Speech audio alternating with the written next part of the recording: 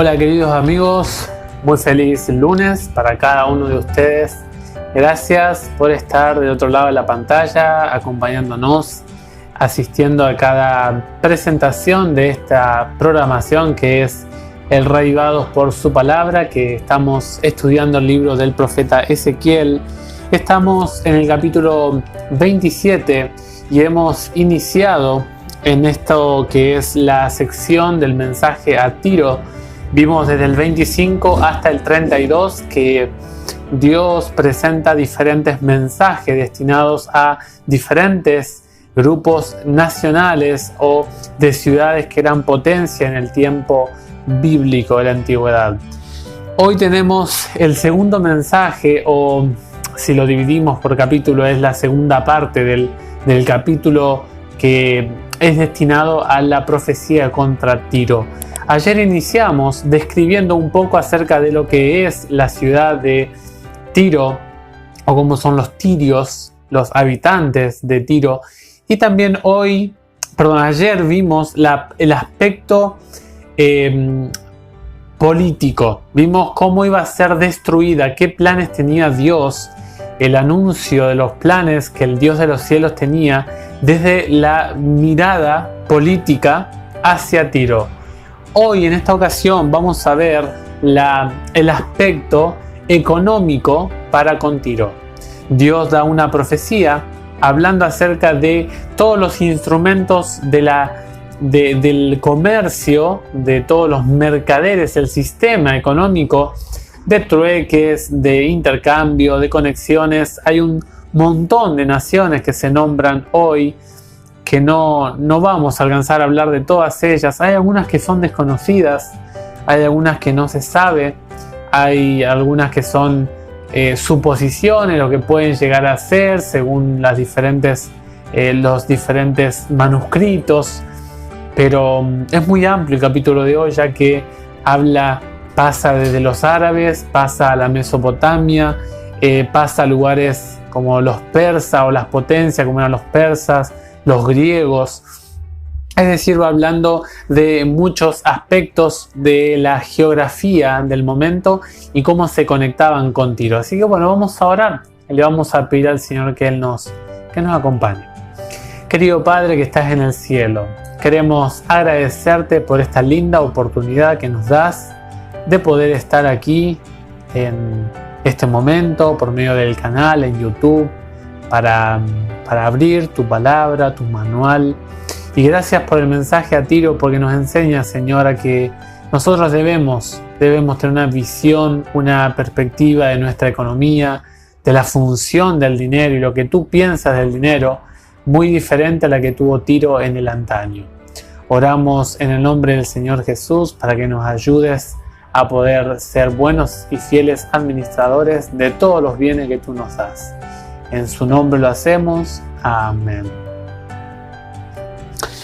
En el capítulo de hoy se presenta o se grafica a Tiro como una gran nave que es una especie de barco, un transatlántico enorme, del cual viaja de manera totalmente equipado. Es un barco, una nave, una fuerza naval que viaja de tal manera, con tal carga de contenido, que distribuye su mercancía a todos los que entran en contacto con su puerto. Es interesante que habla en el capítulo de hoy de los puertos. En el versículo 3 dice: tú le dirás a Tiro, la que tiene su trono sobre los puertos del mar. Es decir, la clave económica que tenía Tiro era por los puertos del norte y del sur. Al norte tenía a Sidón y al sur tenía el puerto que lindaba con Egipto. Y es muy interesante que Dios justamente va a hablar en esta profecía, en esta porción que vamos a ver hoy en el capítulo 27, acerca del aspecto de la economía de Tiro.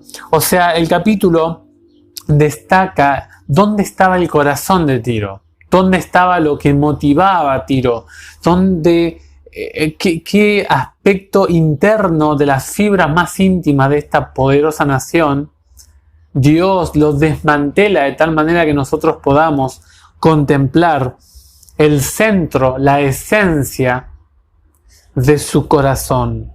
El problema de Tiro era el amor al dinero. Este era el problema de esta ciudad. Se presenta, por lo tanto, el aspecto de la codicia, de la avaricia, de el desvivirse por tener materiales y tener mayor alcance de la economía posible. Y ayer vimos que justamente cuando Jerusalén cayó, Tiro se alegró, porque era una ciudad avara, codiciosa, y soñaba y aspiraba ganar más. Pero finalmente dice la Biblia que en este capítulo de hoy, esta gran nave naufragó por aguas caudalosas y llegó su final.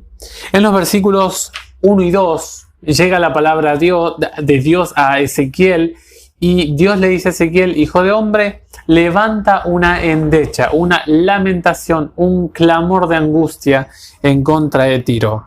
En los versículos 3 al 7 van a ver ustedes que Dios describe de manera poética el origen o la fortaleza de la base del origen de esta ciudad.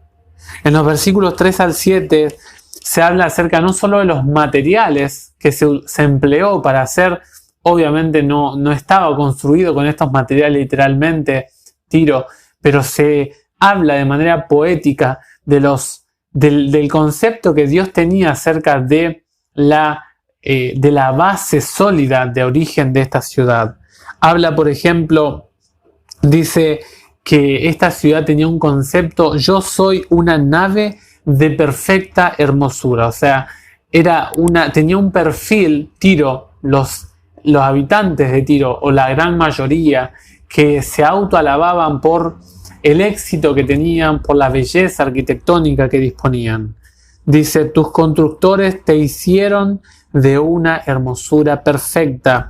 Tu territorio está en el corazón del mar, o sea, una fortaleza marítima.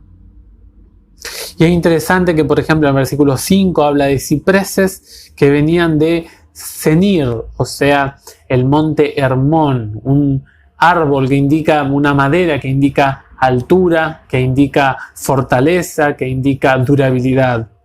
En el versículo 5 se habla: tomaron un cedro del Líbano para ungirte un mástil, con encinas de Basán. Basán era una meseta muy fértil, donde había bosques abundantes con árboles que contenían estas encinas que daban vida y sostenían la madera de ese lugar. Es interesante que habla de: te hicieron la cubierta de marfil. Marfil era un material sumamente costoso. La gente, la alta alcurnia, podía solamente acceder a detalles de marfil. Dice: incrustado en madera de pino de las costas de Kitim, una isla de Chipre, o la isla de Chipre. Dice: del lino recamado de Egipto. O sea, las telas eran de altísima calidad. Era sumamente cara la tela de lino, como se describe aquí. Tu toldo era de púrpura, violeta y escarlata de las costas de Lisá. Lugares, materiales, descripciones muy valiosas. Allí habla hasta el versículo 7 específicamente, se presenta la poesía de cómo estaba hecha Tiro. Ahora, en los versículos 8 al 25, habla acerca de los diferentes componentes, de las diferentes clases sociales, o los tipos o las clases de tripulantes que iban o que navegaban o que convivían en esta nave. Y también se indica en los versículos 8 al 25, es muy largo para leerlo todo, pero se indica básicamente todas las naciones que entraban en contacto con la economía de Tiro, y también en qué se enriquecían esas naciones, o por qué dependían, o por qué comerciaban, o por qué entraban en contacto con Tiro, y qué les entregaba Tiro a esas naciones. Algunas descripciones Por ejemplo, dice el versículo 9, tenías veteranos y expertos de Gebal, la ciudad de Biblos. Dice, para reparar tus averías. O sea, no le faltaba capacidad de sabiduría, personas ancianas que supieran cómo manejar a esta nave. Hombres de Persia, de Lud, de Put. Dice, ellos colgaban sus cascos, sus escudos. Es interesante que esta acción de colgar los escudos indicaba comodidad, indicaba que se colocaba una belleza arquitectónica a la ciudad, haciendo estos detalles de los elementos o instrumentos de guerra. Allí habla de Arvad, de los gamaditas. Habla de Tarsis en el versículo 12. En el versículo 15 habla de Rodas, los edomitas en el versículo 16. Verso 18 habla de Damasco, Sahar, Helbón. Versículo 19, Beldán, Javán, Grecia. Y es interesante que en el versículo 17 Dios dice, incluso Judá y la tierra de Israel traficaban contigo, entregaban trigo de Minit, mijo, miel, aceite y resina a cambio de tus mercancías. O sea, el aspecto económico, la posibilidad de acceder a aquellos bienes materiales que se precisaba dentro de los sistemas de la organización social, espiritual, religiosa que tenía Judá, Jerusalén, siempre estuvo en contacto con Tiro por esa razón. En los versículos 26 al 29 se describe que viene un viento del este, y este viento solano es muy nombrado y lo vimos en Jeremías, en Isaías, y habla de que vendría una destrucción. Dice, tus remeros te llevaron por las aguas profundas, pero el viento del este te destrozó en el corazón de los mares. En el versículo 27 habla de todas las clases de tripulante que tenía Tiro y el final de las mismas. Dice, tus riquezas, tus mercancías, tus cargamentos, tus marineros, trimoneles, los que reparan tus averías, los ancianos, los sabios que tenía Tiro, tus agentes de comercio, tus hombres de guerra, y toda la tripulación que llevas contigo se hundirán en el corazón de los mares el día de tu naufragio. Y en los versículos 30 al 36 se describe el asombro de esta calamidad que le pasó a Tiro. Se describe la falta de comprensión de todos los mercaderes, de todas estas naciones. Y obviamente que no se entiende porque el que está haciendo esto es el Dios de la Biblia. Dice allí en el versículo 30 y 31, todas manifestaciones de duelo.